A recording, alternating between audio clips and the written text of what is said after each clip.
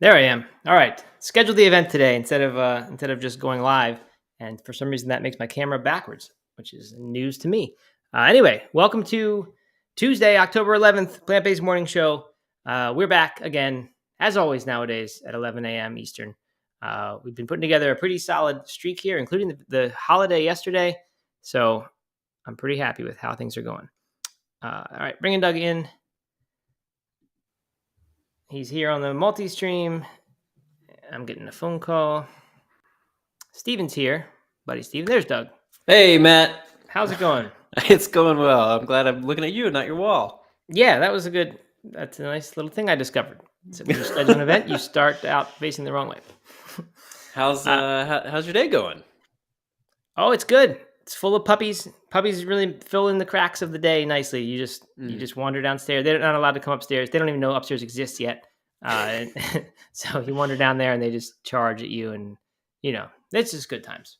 So again, one day I'll bring them on here. Maybe not quite yet. Once they know upstairs exists, I'll let them come into the show. How about you? How are you doing? Doing well. I have some off script. I don't like off script plant-based food, junk food news. I put a lot of time into the script each day, Doug. I don't like surprises here. I know you do. All right, what do you got? So maybe this isn't news for you, but it was news for me. I had to make an emergency banana run this morning to the grocery store. Oh, okay. Following my morning run, went straight to the grocery store. I was at a grocery store that is a little different than, or not a little different, a different grocery store than what I normally do. So I grabbed my bananas and I did my obligatory pass by the frozen plant-based food aisle. Yeah. I can't not, right? I can't not. And to see if there was anything different at this grocery store. And there were a few things. For one, they had an entire, what do you call it? Freezer dedicated to Beyond Meat with a whole bunch of things. But the other thing that was different was Morningstar pizza bites. Have you seen these? No, I have not. They're like pepperoni and cheese vegan pizza bites. Wow. And I have to admit, I was more than a little tempted. I mean, I just saw it and I was like, oh my God, my kids are going to love this. Like, right. But I did put my foot down. I said, I will do a lot for this show, but I will not buy pizza bites at 6:45 in the morning. Yeah. It's probably a good life choice, I think. I don't know. I mean, that's exciting. It's more just indication that it's every little category, it seems, especially in frozen foods, is just there's a plant-based version. I honestly was never a huge pizza bites fan. Was it Totoni's Pizza Bite? Was that the name? I just thought they always didn't quite live up to the name. I wanted it to be like pizza, and it always had like too much, I don't know, pepper taste or something. Okay. I never quite loved it, but obviously they were a sleepover staple. I had plenty of them. Didn't not eat them. I mean, I admit I was on Team Bagel Bites more than Pizza Bites, but yes, definitely more of a Bagel Bites fan. But I did love a good pizza bite. Yeah, for sure. Good. Well, let's see. We've got some more foods to get into today. This is Southern Food Heritage Day, among many other days. It's always, it almost means nothing. But I did happen to find 3 different Southern food articles that just so happened to be, at the top of different sources. So it's not like I don't, unless they force them in for Southern Food Heritage Day, I didn't do that. Robert Cheek is just sending us emojis after emojis of different foods that we're talking about, which is good. Even pizza bites he found, I guess, or maybe that's bagels. Anyway, Robert did, before I get to the Southern food news. Well, first of all, anything else, Doug, that we should know about? Any more smoked paprika adventures or anything like that? No, I don't think so. I don't think so. No, I didn't use smoked paprika last night. Okay. I have so much trouble saying that. I don't know why. But probably because you never used it. Your family didn't. Your family talked about Crackle Barrel, and they never used. Exactly. We were Crackle Barrel people. We weren't smoked paprika people. I mean, I would have been not friends with you if you did that. Like, that's grounds for not. But I did it live on the podcast, and you're still friends with me. So I know. If you continued to do it, I wouldn't be. But you've corrected it. Okay, so Robert sent me this is breaking news, everyone. I've got a noise for that. I was ready to say we should have a noise for breaking news. This is breaking news. I don't think any of the major. We just lost Doug. Maybe he'll return in a minute. But what it is, I don't think the major vegan news outlets have got it yet. I think we're scooping everyone on this. Direct from Danny. Doug is now returning to the show. Direct from Danny Taylor, who's one of the co-founders of the Plant Built team. Robert, well, maybe it's indirect because Danny sent it to Robert and Robert sent it to me. This is the scoop on how the Plant Built team performed. I'm not going to go through the whole list. I see about 20 different top 3 finishes that the Plant Built team got, individuals and teams. I'll just mention a few highlights because either I know the people or because they're events that, are interesting to me. Let's see. We've Katya Gorbacheva, powerlifting, place number 2. Who else do I know here? Nick Squires, powerlifting, heavily featured in the Plant-Based Athlete book. Nick Squires, powerlifting, first place. He lifted 634 pounds deadlift. I assume that's in one lift. It says total lift number. 584 pound squat, 374 bench. Those are decent numbers, Doug. Yeah, I mean, I can't even imagine. I can't even fathom. Honestly, and that is like my very, very best. That he's well, okay. I thought he was tripling, but no, he's not tripling my bench press. But he's 1.5 or more. So never mind. Ed Bauer, men's physique, second place. I mean, no, it was meant to not be. It was meant. I thought his deadlift number was his bench press, and I was ready to say he tripled my career high bench press. But anyway, it turned out not to be that. But anyway, here's Scott Green and Kelly Green. I assume they're married or brother and sister. I don't know. Kettlebell sport, long cycle, both finished in first place. Des Corcoran, bikini bodybuilding, first in both of those. Giacomo Marchesi, as I mentioned yesterday, 2 third-place finishes, and so on. So a whole bunch of good performance by the Plant Built all vegan team, which is neat because that's incredible. They all wore vegan. I forget I think maybe it said Vegan Strong was their t-shirts because Vegan Strong was the sponsor. I keep interchanging the two, but Plant Built's the name of the team. If you follow Vegan Strong Team or Plant Built on Instagram, you can get to the videos and get lots more information about those things. So anyway, super inspiring. Love it. I love it. I think it's super cool. Absolutely. I do have a question though. Why is it Mr. America when it seems to be everyone I don't know. Robert could perhaps fill it in there in the comments. He mentioned that one of them, I think maybe Nadej, that because she won the bikini competition, that was considered the Miss America or maybe Ms. America in this competition. So I don't know why they still call it that. That's an interesting question, and you would think that would be something that would be changed by now, but who knows? I don't know. Okay. You ready for some Southern food news, Doug? I am. Let's do it. Okay. First one. Texas Pete hot sauce. We all know and love it. Maybe not all, but I do. Faces lawsuit for being made in North Carolina, which is our home state, Doug. Not really mine, but kind of. And anyway, it just sounds like there was no serious wrongdoing here. Well, I mean, I guess you could call it wrongdoing, but no one was really harmed except that this guy Philip White bought a bottle of Texas Pete at Ralph's supermarket in September 2021, believing it was made in Texas, as the label suggests. And he said he would not have purchased the sauce if he knew that it actually was made in North Carolina. And apparently it says it on the back, says where it's made on the back of the bottle. But the suit alleges that even with extreme caution or extreme care, someone wouldn't immediately know this was not made in Texas, but it's made in Winston-Salem. We might need a little field trip to that parking lot, Doug, and do a little thing out of there. Man, I feel so bad for Philip. He got duped here, and it just, I mean, to get a sauce that says Texas right on the bottle, and it's not even made in Texas. I can't even believe it. What a shame. Next time I go to a grocery store, I'm doing what Philip does, and I'm looking for labels that mention a state on them and perusing the back. Oh my gosh! To see if I can find that it's made in a different place. He might be in for a nice payday here, and if it works, he's brilliant. It's kind of a shame that happens, but I don't know. I mean, this is so ridiculous. I literally, I'm not even exaggerating when I say I laughed out loud when I read this headline, and just or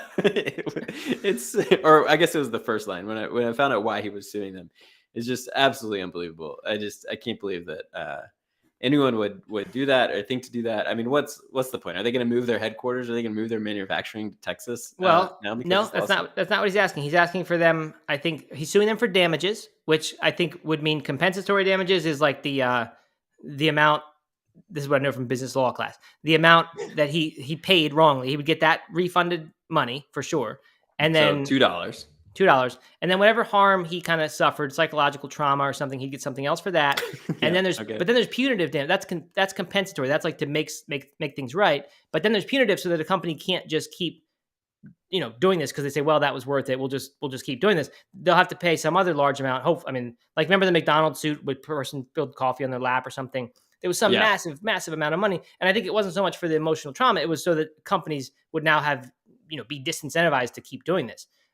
So who knows? I couldn't find the actual amount, probably because I didn't look any further than the New York Post article. But and he also wants the company to change his name, so it could become NC Pete maybe, or I thought, Pete. Maybe what they should do is just open up another, like you said, just find a little small manufacturing thing in Texas and somehow make this a satellite of that. I don't know. I think this is so wildly ridiculous. But but at the same time, if there's going to be a class action lawsuit about this, I've definitely purchased some Texas Pete before, so maybe I should get in on that. I have a good tip. The Texas Pete is known for their like that red, basically Tabasco-like sauce. Although I think it's better than Tabasco because it's not quite as vinegary.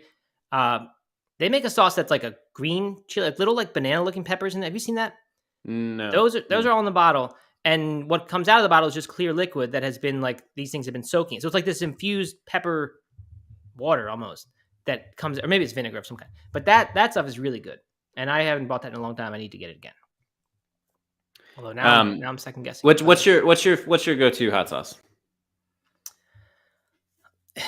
Sriracha recently. I don't like sriracha that much. I'm just tired of it. Someone just mentioned Frank. Steven mentioned Frank's. He must know Frank didn't make his hot sauce, and if that's the case, then that would be a lawsuit. Frank's actually is a very good one. Doug's ready to spill his coffee. I know. I've almost spit my coffee over it. That's so funny. I think Frank's is like findable, not too niche, just good, solid, all around hot sauce. I like that much better than Tabasco. Tabasco, as you can guess, I'm not a huge fan of. Okay. Why? What about you? Yeah, so I do different hot sauces for different types of foods, which is probably made up. I don't know, why I feel like I need to do that, but sriracha for anything like stir fries or anything like that. And then I typically do Cholula, which is not very hot at all, but you can just dump a ton of it on stuff and it adds some nice flavor. So Cholula's good. I like the green hot sauces. If you can ever find a good green one, like there's like in Asheville, I think it might be from Black Mountain. Smoke from the Mountain or Fire from the Mountain brand. Have you seen those? Oh yeah, They're green. Those are really good. I don't think they're like distributed nationally, but I don't know. But any of that, it's good. Thought I had another thing about hot sauce. Oh, what's good? The sriracha makes in a little jar. It's the same. Not sriracha makes, but the company that famously makes sriracha. I know everyone makes sriracha now, but like the main company with the rooster thing. They make a little jar that's like chili garlic sauce, and it's just hot. There's not sugar in it like there is in sriracha. That stuff is really good. I used to love that. Anyway, there's your hot sauce update. Okay. So that's the Texas Pete deal. We'll follow that closely, of course, to just see what happens. Speaking of Southern food, though, and so here's another interesting thing that one could put their Texas Pete on. I hope we have weekly updates on the Texas Pete. We'll hit Justin Fields and Texas Pete each Monday. Yeah. Oh, speaking of, we didn't do a Justin Fields. No, because I've kind of given up. It's not good. I think he did throw for a touchdown this week, but it's just not. Okay. I don't know. So now we're being the other vegan news sites and just not talking. About that. All right, this one's big though. Kellogg's, Doug, not known for their vegan offerings. I don't think they are making an Eggo waffle, vegan Eggo waffle. Mm-hmm. But much more importantly to me, they are packaging it with vegan chicken from Morningstar Farms, which is their brand. Yep.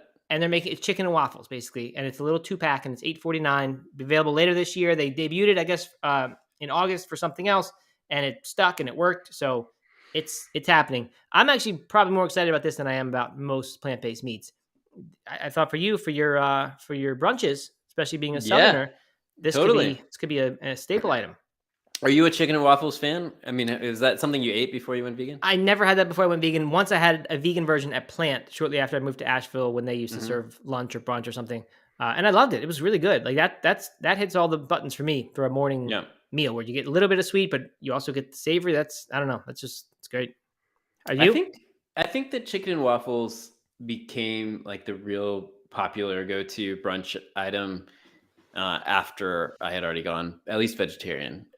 Oh yeah, that wasn't like I figured that was a long time. I mean, I'm sure it's been a big thing in the South for a really long time, especially like I think of like Georgia and South Carolina being big chicken and waffles places. But Well, apparently it's from Nashville. That's the origin of that Nashville. food. That's what they said. Well, there you go. But yeah, I don't know. I don't think I ever I didn't grow up with chicken and waffles. It was biscuits and gravy where I grew up.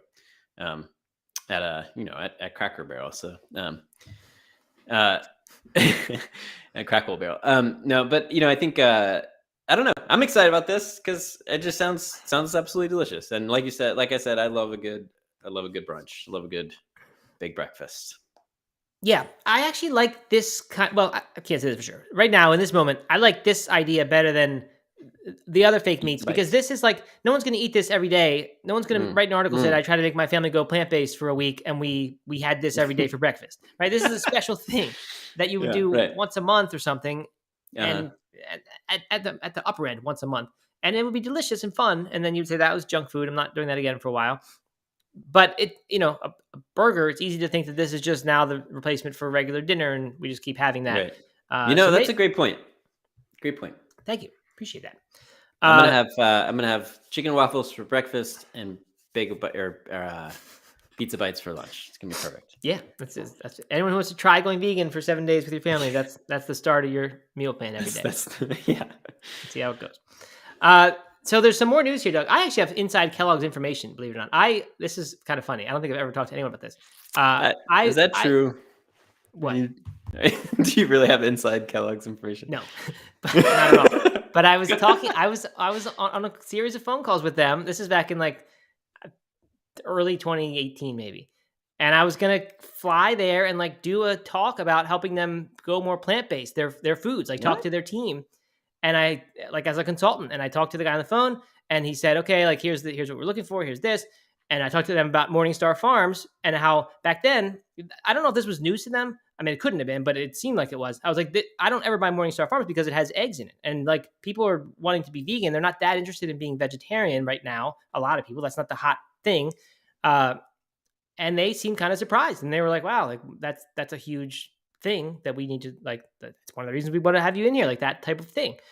And I just completely didn't follow up on the thing. They said, okay, get back to us with like your price and the arrangements and all this stuff and your open days.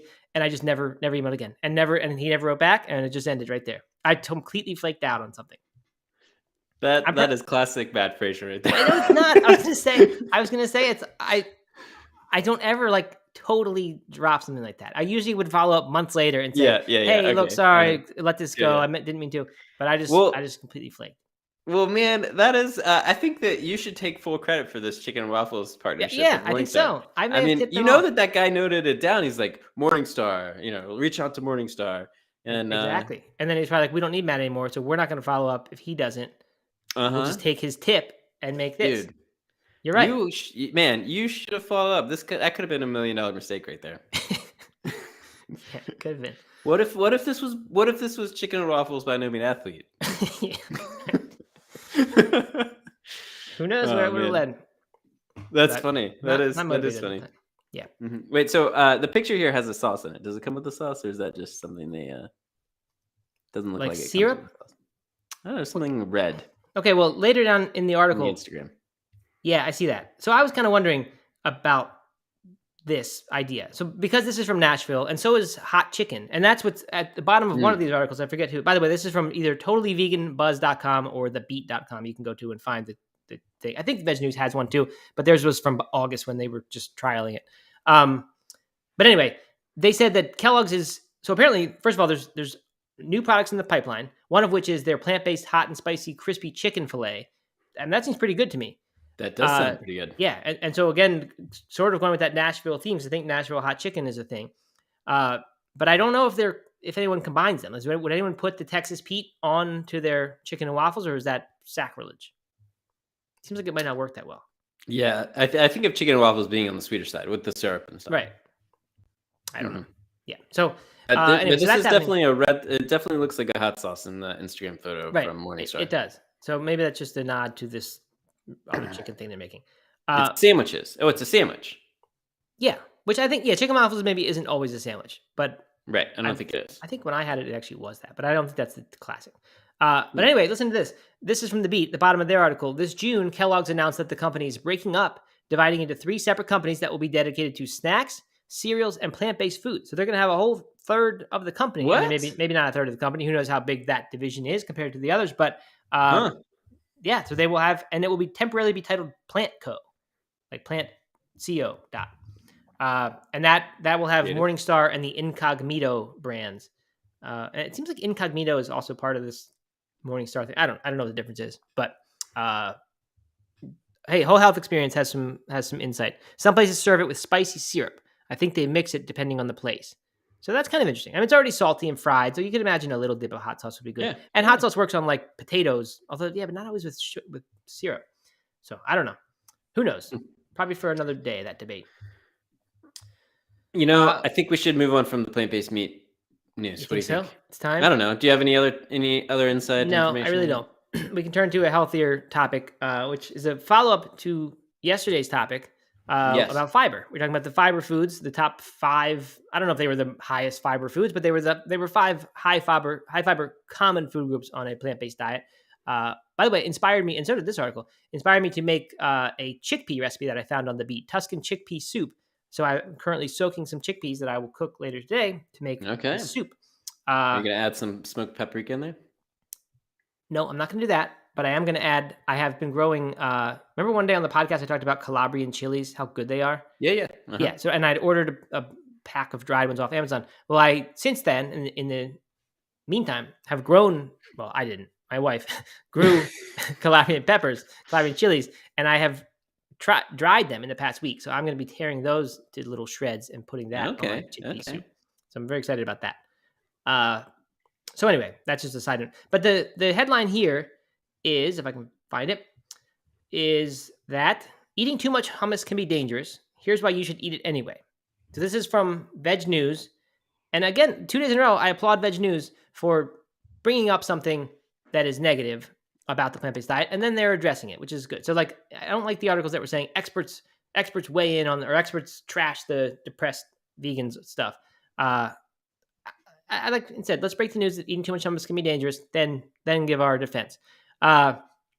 Anyway, this is all news to me. I didn't know any of this happened. Fox News correspondent Courtney Moore caused a stir when she cautioned against consuming too much hummus. She was citing an Eat This, Not That article that interviewed nutritionists and dietitians. And it was basically that could lead to GI issues because chickpeas take a while to break down, and I guess high fiber and things like that. So don't eat too much hummus was the caution.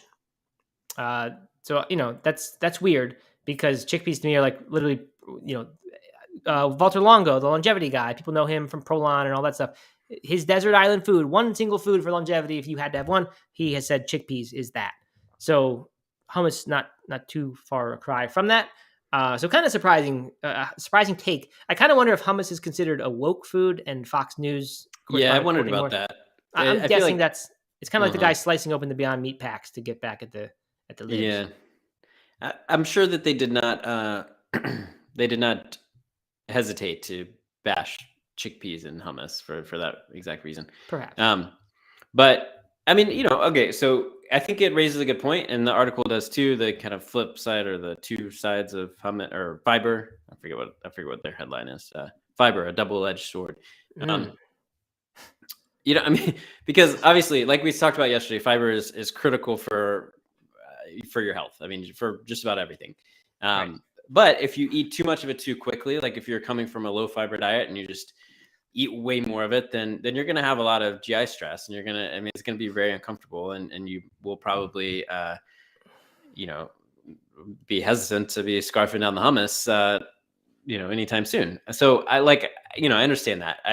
People need to ease into any sort of diet change. I think that's why a lot of times when people go plant-based, they have a lot of issues with their stomach, and a lot of gas and stuff like that. So, you got to ease into all that stuff, and fiber is one of those things. But I mean, come on, like this is ridiculous. Hummus is so good. My daughter would, if we had to limit my daughter's hummus consumption, then that has to be half of her calories. She eats nothing but hummus, just like on everything.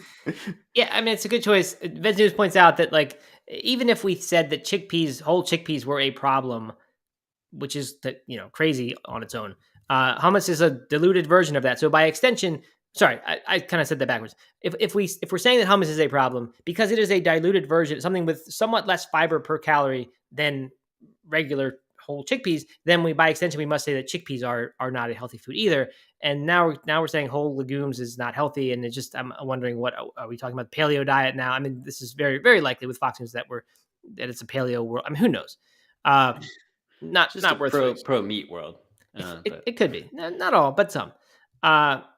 Okay, so I mean, yeah, like you said, to me, this is crazy. This is a health food that most people probably could eat as much of this as they want, and they would get healthier from it if they replaced other on average foods that they are eating. If you replace it with hummus, you're probably doing a good thing for your body. Not in all cases. I know there's some hummuses that have too much weird oils in them and stuff. Yeah, but if it's a good source, then like Roots Hummus, like Colleen points out, Asheville native Roots Hummus, who's now all over the country. Another company I did not follow up with. I've done it multiple times. They invited me and the family to come tour their place when they found out that we were into it, and I just didn't do it. I don't know. I was in a phase, I guess, where I was just like, maybe that's my whole life. Maybe I'm always in that phase. My comments have stopped, so you're gonna have to take over comments from now on. Okay. Yeah, Roots Hummus. So what's your favorite what's your favorite bean for hummus? Chickpea?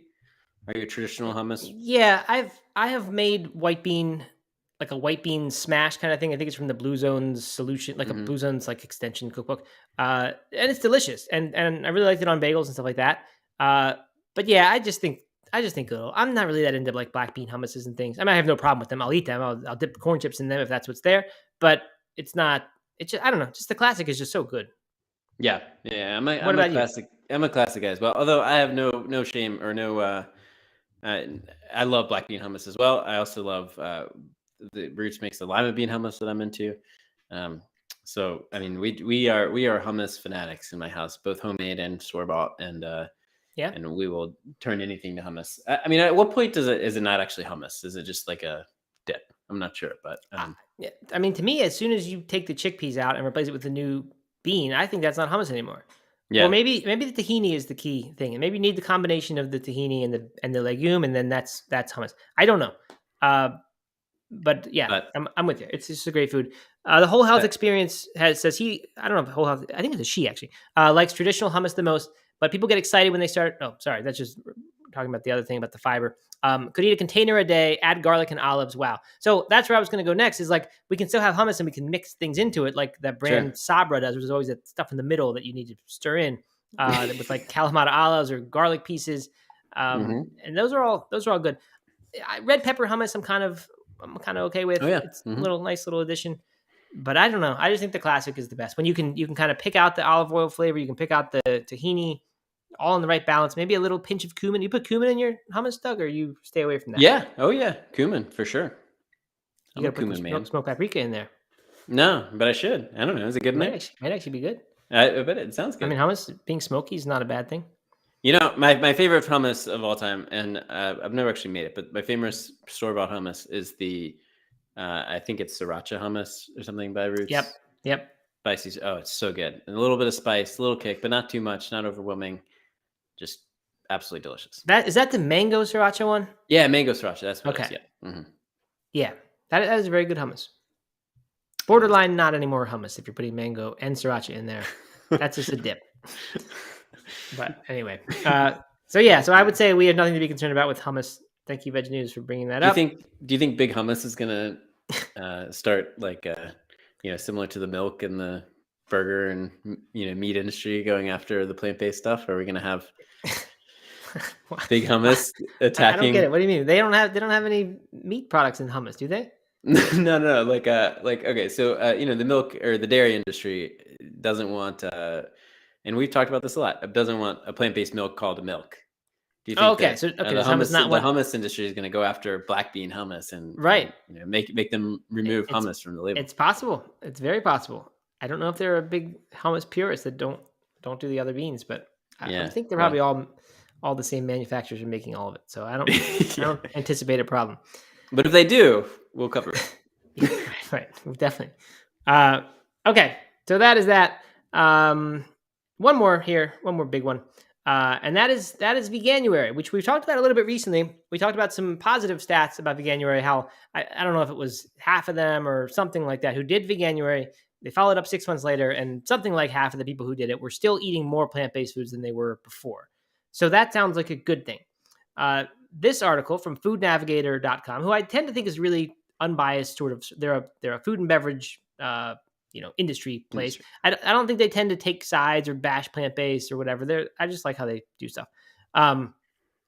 They say that the headline is Veganuary boosts plant-based, but it doesn't take a bite out of meat sales. So the idea here from their data is that they looked at, or a study looked at January 2021 when people did the Veganuary thing, which I think for those who don't know is like a 31-day challenge where you just be plant-based. That's what it is. You just be vegan for a month.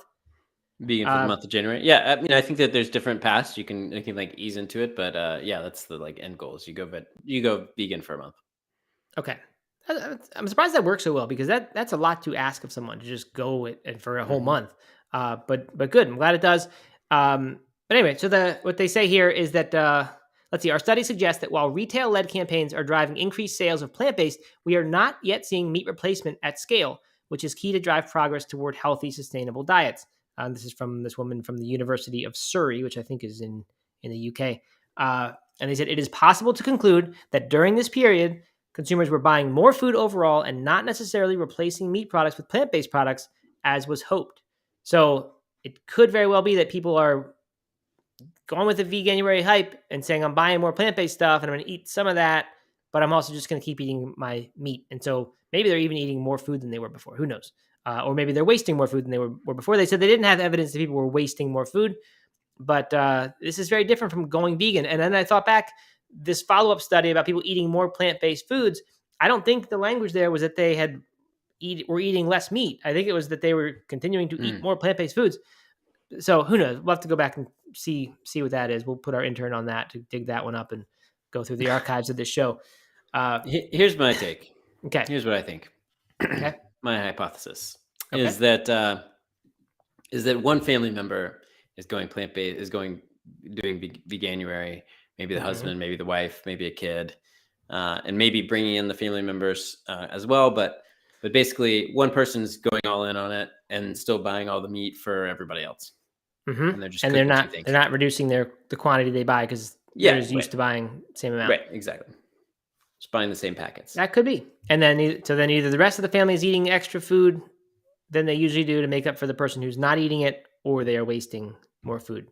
Or they just give up when they see that the meat meal looks more appealing than the plant-based. They switch. So the person the Veganuary person is switching over, and they're continuing to eat more. I don't know. Maybe they're getting seconds and it's the regular dish. Yeah, because they're hungry, like that last article from New Zealand yesterday. Those people. Do you know anybody who's done Veganuary, like in your real life? No, I really don't. I think it's huge. The numbers I've heard about it seem massive, but no, I don't know of one person who's done Veganuary. I know people who do dry January. I knew literally one. Oh yeah. Mm-hmm. Did it stick? I don't know if they made it the whole month. They definitely it didn't stick. No. But I think they've shifted some of their purchasing habits. Maybe. Yeah, and that is good. Honestly, I think to me that is the best part of this. Honestly, I don't care if people buy more meat or keep eating meat during their plant-based challenge. If they are eating more plant-based foods during that time, especially if they can make the whole thing actually last in this strict sense, which I think is very hard. So I'd be surprised if many actually get to the end. But if you make it a week or something, I don't know, like that's how you and I, Doug, have transitioned to vegan diets over the years. Yeah, was both of us involved a period where you went for it and then kind of realized that you weren't quite ready to do it all the way yet. So then you went back, but then you kind of gradually, subconsciously perhaps, sort of found it easier to start eating it, and eventually you become vegan because you're ready. So yeah, I think it's a great thing if people can work. Steven says it worked for his parents, so that's interesting. There we go. Is it more of a European thing than here? Maybe. I don't know. I had the sense that it is. I think so they are a UK charity, because Oh, this okay. next little side article from vegeconomist.com calls them a UK vegan charity. They've launched a pack of cards. This is Veganuary still, has launched a pack of cards called the Vegan Kit, which provides advice about switching to a plant-based diet. I mean, not much news there. There's lots of books that do that too. Yeah, who knows? I mean, it's hard to sell people information about how to go vegan. I've determined over many years of dabbling in it with different products. We've made lots of things with No Meat Athlete and things but the ones that are designed to help you kind of go vegan, I don't think people who they don't want to pay for that. Like, you need to kind of force that at people. Like, here's how you go vegan, and we'll give you everything you can need to help do it. So I don't know, my take, but who knows? I doubt they're trying to make a killing with this thing. They're probably just trying to spread the word. Trying to help people, and that help really. I mean, it really does matter. Like, having that support, I think, whether it comes in the form of a blog or a podcast or a book or cards or whatever, I think is pretty critical if you're like really just diving in and kind of going all in on the diet. For example, Roslyn is with someone who is doing a 30-day plant-based challenge over on the Compliment TikTok, and she's kind of documenting it all and asking for advice from people, and so definitely check that out if you're interested in helping her out. And where's that? No Meat Athlete TikTok? Compliment TikTok. Okay. Cool. Good. And also Prime Day. We have some sort of Prime Day thing going on. Oh, yeah. Yeah. It's what is Prime that? Day. I knew there was a Prime Day. I don't know what we're doing for it. Prime Day is no longer a day. I think it's now 15 days throughout the year. Okay. But it is 2 days right now. They just keep bringing it back at different times. So today and tomorrow, the 11th and 12th, it's 20 to 35% off pretty much all Compliment products. And of course, you get the free shipping and all the stuff that comes with Amazon Prime. So head over there if you need to stock up on greens or essential nutrients or any of all that good stuff. I think we made it 60 episodes, Doug, without ever doing an ad, pitching a product like that. And now we have done it. The dam has burst. Get ready. Tomorrow it's all ads, no content. Yep. Yeah, a straight up 30-minute ad for yeah. Actually, all right, so this is funny. All this live stuff has made me a little bit more comfortable in front of the camera, I guess, good. than I used to be. And and so I was asked to go live on Amazon today. So we'll see how that goes. I heard that was happening. Yeah. It's like a QVC, like you're selling for yeah, live, right? I know. Yeah, I'm supposed to make a smoothie, and which sounds like miserable because how am I going to turn it up and it'll be so loud? So I don't know. But if you want some entertainment, I don't know. Like, every kid has watched hours and hours, well, maybe not nowadays, but of our generation, hours and hours of infomercial television and QVCs. And I didn't watch that much QVC, but I did enjoy watching that stuff and watching them demo stuff and then make the pitch. So that's kind of cool. You're like the Sham Wow guy, Vince. Him? Yeah, I need a what should my little Sham Wow moment be? Right, you need a line, catchphrase. Yeah, right. It's a little late in the game, Doug. You better figure that out. I know. I only got a couple more hours, but yeah. So check us out on Amazon. All right, over. I want to quickly mention the multi-stream is still going strong. We're on all different channels. If you prefer to watch ever on YouTube, Facebook, either No Meat Athlete or my personal one, my LinkedIn profile, which I'm sure is where you want to watch this, Twitch, Twitter, they're all. I'm streaming on all these channels right now. So people are commenting there, and I don't see those as easily as I do the Instagram one, because the Instagram's kind of our main thing. That's where you will hear the guests when we have impromptu guests come up. If they're planned in advance, we can usually send them a link and get them on this multi-stream. But when the people does request to join this, they'll only be on Instagram. So anyway, my aunt says pepper jelly works, hot and sweet. She likes pepper and jelly. That's a good point. So hot and sweet things do work together, Doug. That's true. Sriracha, you mentioned sriracha, right? That's another good example. I mean, it's not that sweet, but it definitely has some sugar in it. Angela Fischetti says hello from South Beach. And her sister-in-law started purchasing Beyond Burgers and didn't tell my brother. Apparently, he has no idea that was a switch. Whoa! So I don't. That's an interesting approach to spreading the plant-based diet, is to trick people. Oh man, Angela, you got to keep us updated on that. That's like, oh man, that's like talk show stuff right there. Yeah, right. Wife secretly removes meat from house. Secretly, we make the switch. Let's watch, and it's like a little hidden camera. Yeah, yeah. Cool. I'm amazed that he hasn't noticed, to be honest. But I guess you put enough stuff on there. I mean, they're pretty good. They're pretty seriously close to the real thing. But if he's a burger aficionado, I'd be really surprised if he didn't eventually say this is a little bit different.